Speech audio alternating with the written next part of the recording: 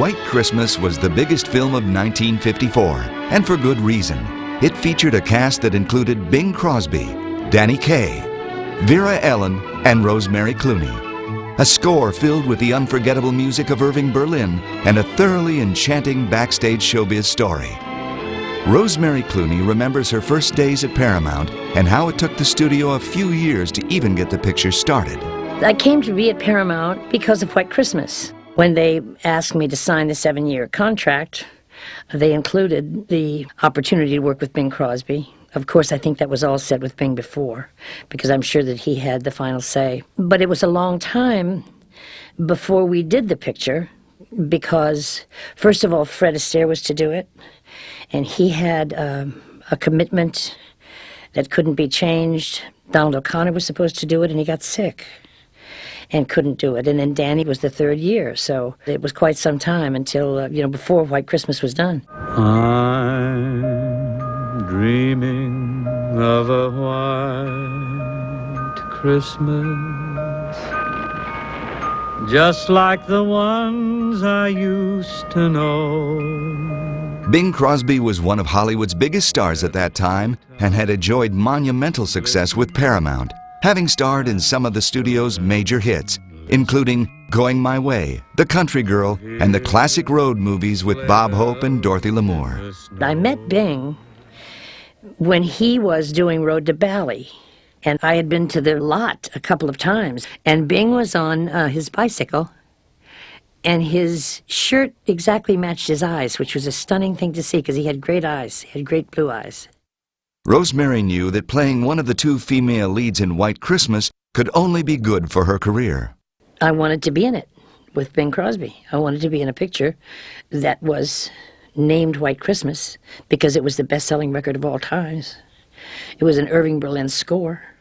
I knew that probably, possibly, I'd get a song out of it. I knew I'd get to meet Irving Berlin. Rosemary's voice, coupled with Bing Crosby's, created a beautiful sound in their duets that audiences loved. Very often, you have to break up a song for a duet so that dramatically it doesn't work. If you're worried and you can't sleep, just count your blessings instead of sheep, and you'll fall asleep counting your blessings. But we sang in exactly the same keys. So I could pick keys for him, he could do that for me, and so we always had the option of making the song as dramatically correct as possible.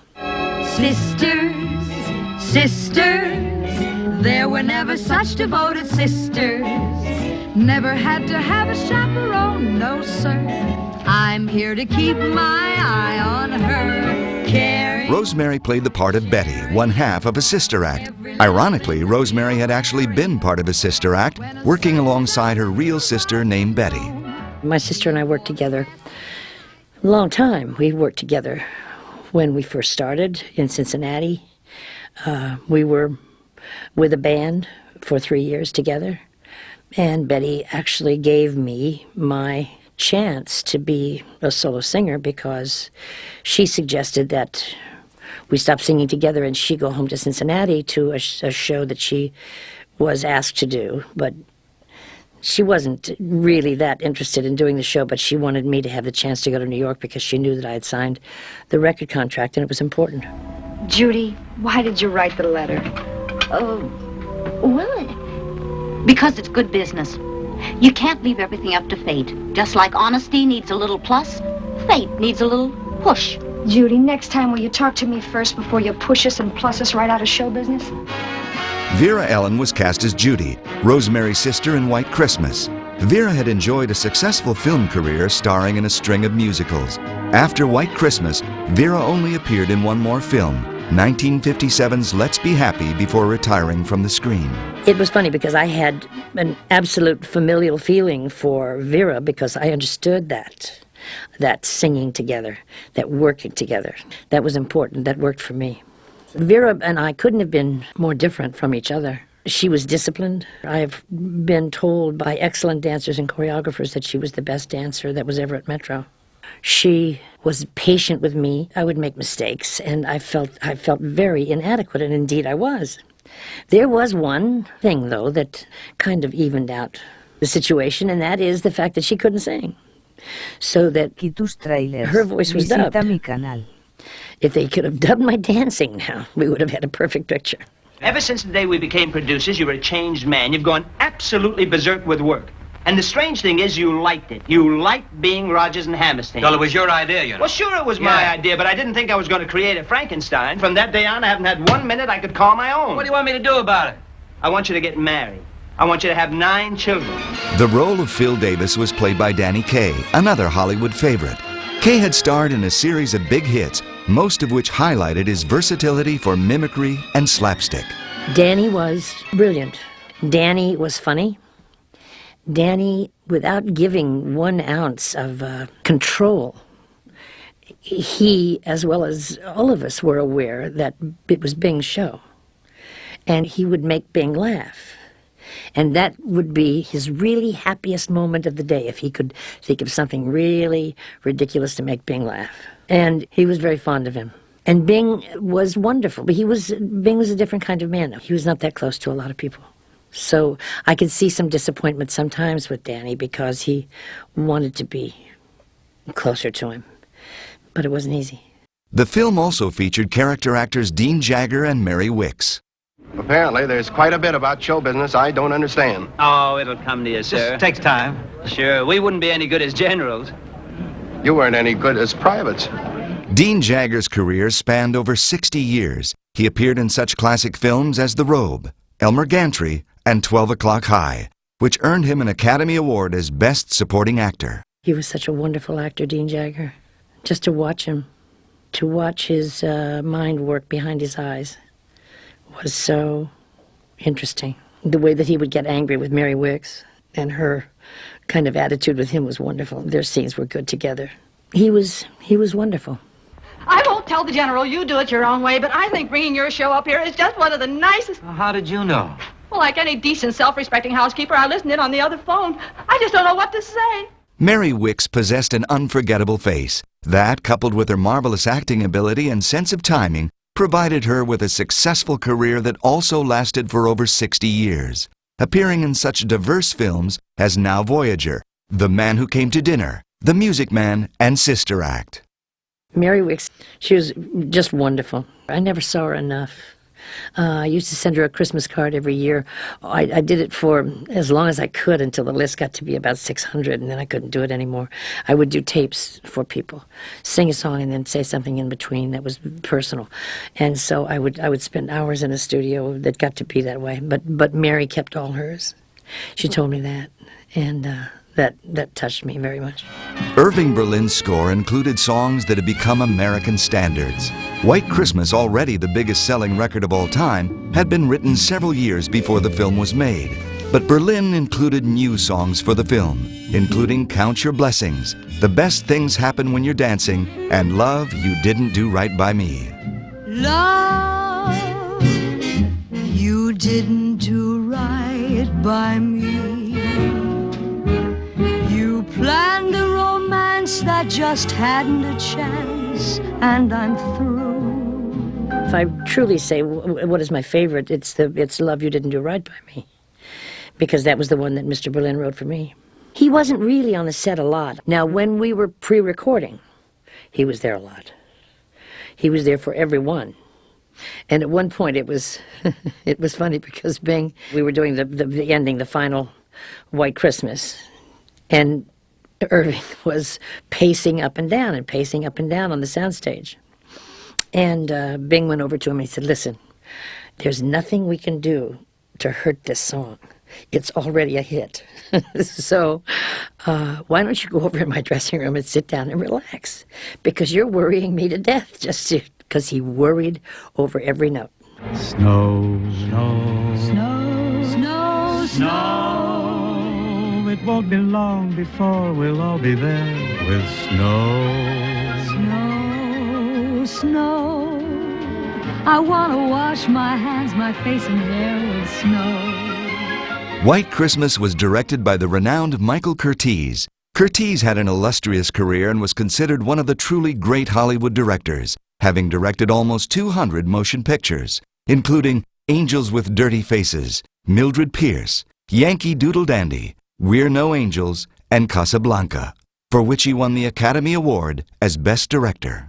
He was a brilliant director and told you very simple things to do.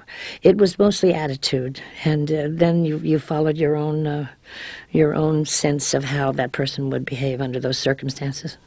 The costumes in White Christmas were created by legendary Hollywood costume designer Edith Head. Head had been in charge of the Paramount's costume department for many years. One of the film's gowns, a black velvet dress created for the Love You Didn't Do Right By Me number, caused a big sensation. Everybody talks about the great dress and the diamond pin on my butt. There was a pin that Edith Head said, we've got to have something that just kind of breaks up that black velvet, and so that was what she did. She had a rare sense of humor.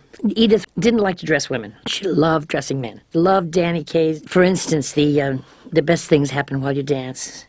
That scene where he was dressed in gray. He had a gray-blue suit on, but the socks were exactly the same color, and the shoes were exactly the same color. So the extension, the dancing, it was never broken because of a change of color. It was just they worked together beautifully. Well, anyway, Edith was she was funny. She was a teacher to begin with, and she spoke perfect Spanish. And she and my first husband, Jose Ferrer, were close. And she was a great pal. We just had great times together. He should have attended to the sick and let the well alone. That's a joke that was told in the minstrel days we miss. When Georgie Primrose used to sing and dance to a song like this. Unlike many films produced today, White Christmas had the benefit of a long pre-production and rehearsal schedule. We rehearsed so much. You know, the point is that we had the luxury of time. 6 weeks rehearsal. That's almost unheard of. That means that the cameraman knows where he's going, and everybody knows exactly what they're going to do. I'm dreaming of a white Christmas, just like the ones I used to know. The film's finale, White Christmas, is still considered one of the great musical numbers of all time. The final number, that wasn't a joy to work to do at all, because we had little kids, and then there had to be an intercut because I put the package there, and Bing found it, so there was that intercut. And Danny was funny. Danny loved one musical line that he had, and he would sing it so loud. That didn't make any difference because we had this with the track, you know, but he would sing it so loud in addition to that it would make me laugh, so we'd have to do it over. It was not good. But it took a long time. It was just a big deal. Filming White Christmas was a monumental undertaking for Paramount, with its big sets and scores of extras. It was a very popular set, and many celebrities stopped by to see this extravaganza in the making, including royalty. We had finished it, you know. It was in the can. The finale was finished. And it was huge and cumbersome. And may all your Christmases be white, had been said, you know, and that was before lunch. And so just as before he dismissed us for lunch, my Curtiz said, now the King and Queen of Greece are coming to visit the set, and I want to pretend that we're shooting this over again. And I hear Bing beside me go, oh. And then we're going to pretend to shoot this whole thing over again. It's because it's wonderful. It's the end. It'll be something wonderful for them to remember. And I hear Bing say, not me. And so I said, where are you going to go? He said, I'm going over the wall. I said, you're not going to tell anybody? You're just going to go? And he said, yeah. So indeed he did. So his voice is coming out of the speakers, and you're Danny and Vera and me singing, I'm dreaming of a white Christmas, only it's Bing Crosby singing.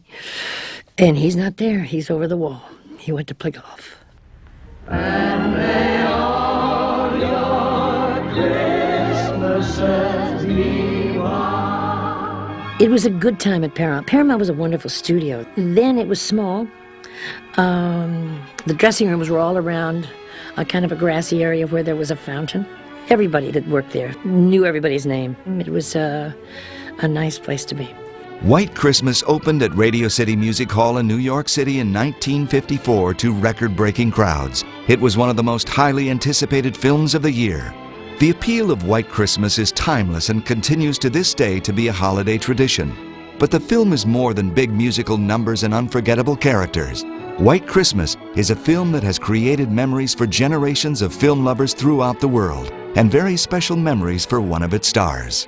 My fondest memory is just being able to further my friendship, deepen the friendship that I had with Bing. That's the thing that came out of the picture that I was left with for the rest of Bing's life. That was very important to me.